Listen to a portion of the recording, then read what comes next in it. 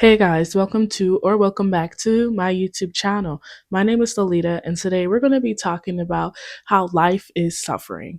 I know it might sound a little bit cliche, but let's go ahead and get into it. I see a lot of people, they don't want to put the hard work and effort or suffering into coming into an end goal, but a lot of people don't realize that suffering equals success. All throughout life, you suffer in some type of way, whether it's you suffering and locking in so you can hit all your business goals for the month, or it's studying really hard for a test. And throughout this suffering and throughout all this hard work, you also make sacrifices to get to this next level.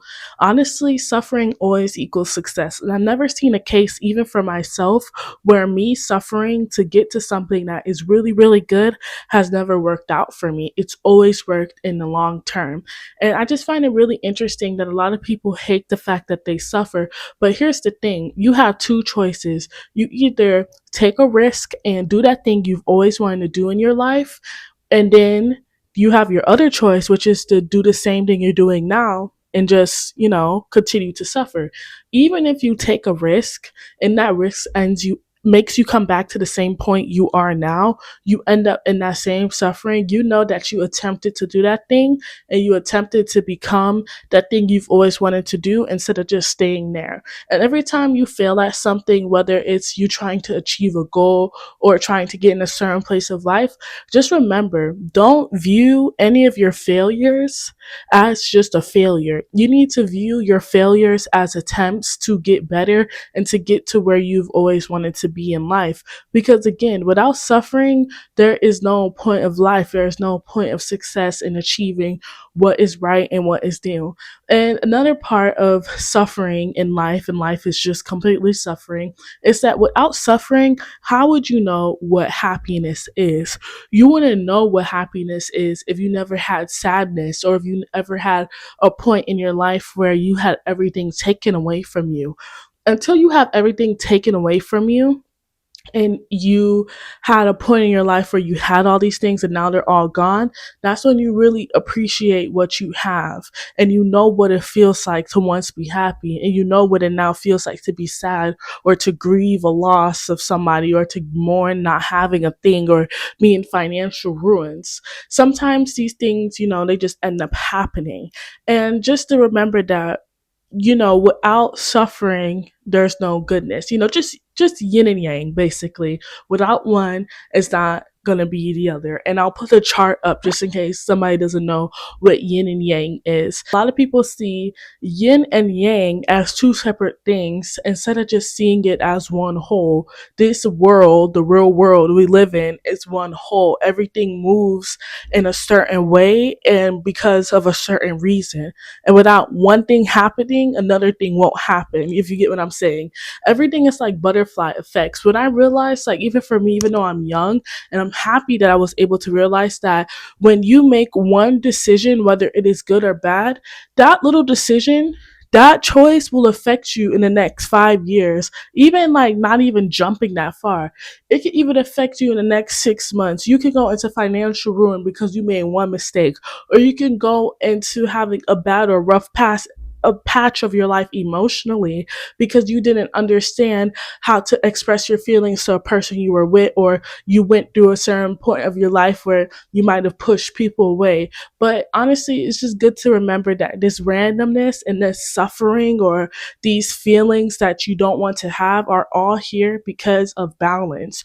You have to have a balance, some type of baseline to fall back on. You can't always be so happy every day, and you always can't be sad. You always have a range of emotions, and that's okay.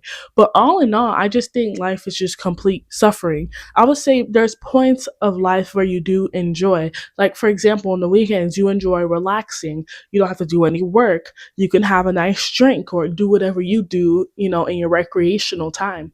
And you just enjoy yourself. You enjoy the life that God gave you or whatever you believe in, being here and just enjoying everything. But you also know that in order to be in this peace, to be vacationing, you had to suffer through the week at work, you know?